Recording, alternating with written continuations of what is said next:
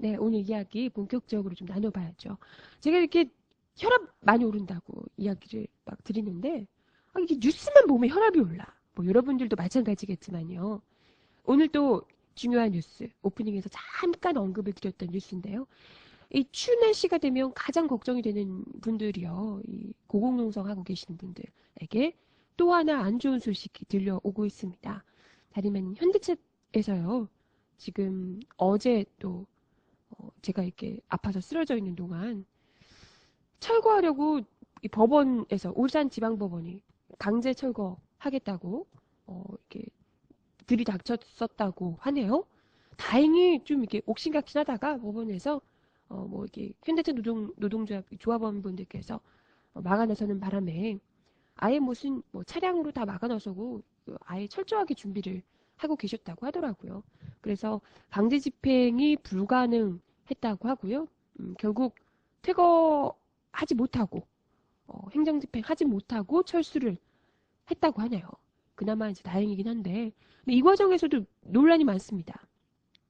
일단은 고등학생이 이제 투입이 됐었다고 해요. 강제로 이거 하는데 여기 지금 강제로는 아니고 이게 뭣도 모르고 그냥 선배 따라서 그냥 일자리 좀 아르바이트 좀 알아봐 준다라고 해서 갔더니 이 지금 철거하는 현장에 용역업체 직원으로 투입이 돼서 같이 갔었다고 합니다. 고등학교 3학년 학생 2명이요. 이것 때문에 이제 또 뭐 하는 짓이냐 논란이 많았다고 하고요. 그것도 그렇고 이제 일단은요. 지금 현대차에서 하고 있는 행태가 울산지법도 그렇지만요. 울산지법이 완전히 지금 법원에서 어차피 지금 이 지금 고공농성 하고 계시는 분들 최병승 조합원이 복직을 하는 것을 현대차 소속이라는 것을 인정을 해준 거였잖아요. 그러면 그 기조를 지켜야죠. 근데 이 판결은 그렇게 내려놓고 울산 지법에서는 또 사측의 편을 들어서 강제 철거를 또 시도한다는 것 자체가 이건 결국엔 또 사측의 편을 드는구나 이런 생각이 들었고요. 그것도 지금 어, 아직까지 계속해서 또 교섭을 어차피 또 사측에서 노사가 해야 되는 거잖아요. 그죠? 하고 있는 상황에서 또 이렇게 강제적으로 울산지법에서 또 철거를 시도하는 것 자체가 이건 신중하지 못한 상황이 아닌가. 이 거듭해서 어떻게든 사측과 둘이 이제 합의를 해서 비정규직 문제를 해결하기 위해서 노력을 해야 될 판에 그것도 법원에서 이 사내하청은 불법 파견이다 라고 이야기를 한마당에 그럼 어떻게든지 둘이 이 사측에서 법을 지키도록 그럼 복직을 시키라고 얘기를 한 거잖아요. 복직을 시킬 수 있도록 압박을 가해줘야 되는 거죠. 지금 사측의 압박을 가해도 모자랄 판에 노동조합이 지금 고공농성이며 지금 천막 농성을 하고 계시는 분들 강제 철거를 하겠다고 법원이 나서는 것은 이건 누가 뭐래도 이게 법원이 지금 눈치를 보고 있구나 이런 생각이 듭니다. 법원이 아닌 거죠. 법을 지키고 있는 사람들이 아닌 거죠. 네. 거기다가 지금 또 더 문제가 되고 있는 것은요. 법원 법원이 아니고요. 네. 현대차에서 최병승 조합원에게 정규직을 약속했다고 합니다. 약속해서 오늘부터 출근을 지시했다 그래요. 그러면 문제가 된 거 아니야? 이때 동안 사실 최병승 조합원이 비정규직에서 이게 정규직 자리를 법원에서 복직을 시켜줘라. 정규직으로 복직을 시켜줘라. 라고 이야기를 했는데도 사측에서 그걸 지켜주지 않아서 문제가 됐던 거잖아요. 이 문제 촉발됐던 것이. 그럼 다 해결된 거 아니에요? 하는데 사실상 최병수 조합원이 거기까지 올라간 것이 개인 나 혼자 들어가겠다고 한 게 아니거든요. 이 문제가 최병수 조합원이 이 한 분이 지금 거기 계신 거긴 하지만요. 사실상 비정규직 문제, 현대차 내에 있는 불법 파견 문제를 해결하기 위해서 이분들이 정규직화를 전체적으로 달랑 한 명, 최병순 조합원 한 명을 복직시킨다 이 문제가 아니라 현대차에 있는 또 다른 제2의 제3의 최병순 조합원 분들을 정규직으로 해달라, 바꿔달라, 전환해달라. 이 문제를 지금 해결하기 위해서 고공농성에 들어가셨던 겁니다. 근데 달랑 한 명, 판결 그것도 11개월 만에 최병수 조합원 달랑 한 명 복직을 시켜주겠다. 이 얘기는 대충 너 시끄러운 너 해줄 테니까 나머지 다 지금 고공농성이고 자시고 다 치워. 이렇게 이야기를 하고 있다는 겁니다. 아, 이건 정말 그 꼼수죠, 꼼수. 이런 걸 보고 꼼수라고 하는 겁니다. 이게 지금 출근 명령 출근하라고 이야기를 했는데요. 출근 명령을 만약에 어기게 되면 출근하라고 했는데 무단 이제 뭐 7일 이상 무단 결근. 출근하라고 했는데 하라고 했는데 출근 안 하게 되면 7일 동안 무단 결근 이렇게 되면 또 해고 사유가 될 수 있다고 합니다. 이렇게 되면 최병수 조합원한테 너 하나 들어오든지 아니면 넌 해고야. 이렇게 명분을 만들기 위한 꼼수라고밖에 볼 수가 없는 겁니다. 그렇죠? 아니 지금 현대차 그 큰 회사에 최병수 조합원이 나 하나만 어떻게 들어가게 해주세요를 지금 이렇게 싸웠던 게 아니잖아요. 그렇잖아요?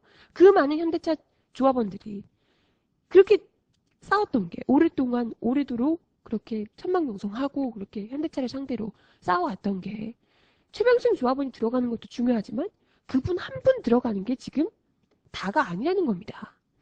그렇기 때문에 이건 누가 봐도 시끄러운 너 하나 해결하고 고공농성을 킬해보겠다.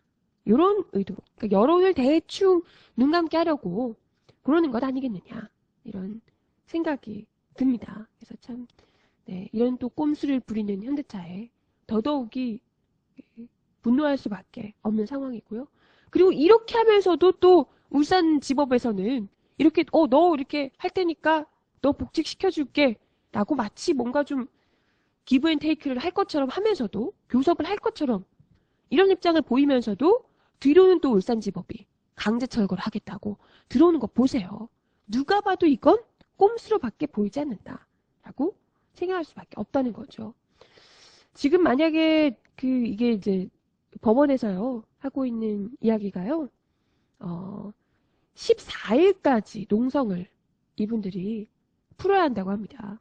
그 최병순 조합원과 천희봉 비정규직지회 사무국장 이 두 분이요. 14일까지 농성을 풀어야 한다고 합니다. 이게 현대차가 사내하청 노동조합을 상대로 제기한 불법 집회 금지 및 업무방해 등 가처분 결정문을 울산지법에서 고지를 한 거죠. 이에 따라서 이제 강제 철거를 하겠다고 들어왔던 건데 이걸 지금 이렇게 하게 되면 그리고 또 한국전력이 제기한 가처분 신청도 받아들였다고 합니다. 그에 따르면 지금 최병순 조합원, 천희봉 이 사무국장이 오는 14일까지 농성을 풀지 않으면 이분들 역시도 강제 철거를 하게 된다고 하네요. 그래서 만약에 이에 불응하면 15일부터 이 두 분에게 1인당 매일 30만 원씩 간접 강제금, 이게 이제 법원의 명령을 따르지 않아 발생하는 비용이라고요. 간접 강제금이 30만 원씩 매일, 그러니까 두 분이니까 60만 원씩이 부과된다고 합니다. 네, 대충 그림이 잡히시죠? 이 상태에서 계속해서 이 두 분이 이 고공농성을 이어가게 되면 분명히 뭐 한 몇 달씩 이렇게 이어가게 되면 지금 당장 한진중공업에서 최강서 열사가 끝까지 거의 죽음의 마지막 순간까지도 통탄하면서 고민에 빠졌던 문제가 노조를 상대로 사측에서 그 손배소 벌금을 때린 그 158억 때문에 평생 듣도 보도 못한 돈 158억 때문에 그렇게 고통스러워하고 힘들어 하셨습니다. 마찬가지의 사태가 지금 벌어질 수 있다는 거죠. 늘 똑같은 방식이에요. 정당한 노조의 파업을 항상 법원에서 불법 파업이다 라고 몰아붙이면서 계속해서 이 노동자들한테 듣도 보도 못한 돈을 좀 살아보겠다고 제발 좀 일하게 해달라고 외치는 노동자들에게 돈으로 막 때려대는 거죠. 너네 혼쭐 좀 나봐라.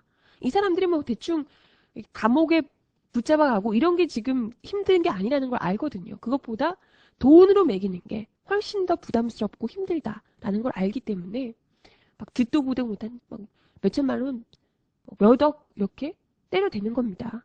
얼마나 잔인하고 비열한 사람들인지. 네, 그죠? 죽으라는 얘기죠. 죽으라는 얘기. 네, 아무튼 뭐 지금 현대차 문제가 거의 뭐 한진중공업도 그렇지만요. 다시금 또 이 법원에서 강제 집행 들어가고 뭐 이러면서 거의 이게 좀 벼랑 끝에 선 심각한 문제로 지금 뭐 한진중공업도 그렇고 쌍용차도 그렇고 너무나도 많은데요. 벼랑 끝에 선 노동 현안으로 떠오르게 됐습니다. 이런 가운데 지금 인수위가 박근혜 당선자 꾸리고 있는 인수위가요. 이 현대차 문제, 쌍용차 문제, 한진중공업 문제에 대해서 어떻게 해결하게 될지 관심을 모으고 있는데요. 인수위에서 이 문제를 어떻게 정리를 할지 이걸 보면 앞으로 박근혜 정부에서 어떻게 노동 문제를 해결하게 될지 그 방향을 가늠하게 될 수 있다라고 많이들 생각하고 계십니다. 그래서 내부에서도 아직까지 노동 문제에 대해서 박근혜 당선자 안에 인수위건 뭐 새누리당 내부에서도 입장이 명확하게 정리가 되지 않은 상황이라고 합니다. 예전에도 여러분 대선 전에도 박근혜 당선자에게 뭐 쌍용차 문제건 노동자 문제건 계속해서 제기를 했을 때 이상하게 구렁이 담 넘어가듯이 그냥 뭐 대충 모호하게 입장을 밝혔던 것 기억하실 겁니다. 그렇기 때문에 지금 뭐 국정조사도 당연히 지금 뭐 불투명하고요. 그죠? 대선 전에 마치 할 듯 안 할 듯 끝까지 대답을 안 했던 쌍용차 문제. 이것도 지금 어떻게 될지 모르겠는데요. 안 할 것 같아요. 그죠? 안 할 것 같은데. 네.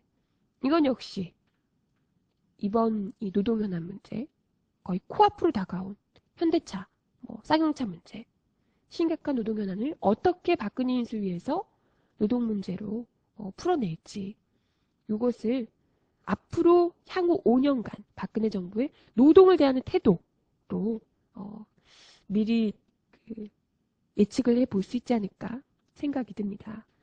근데 뭐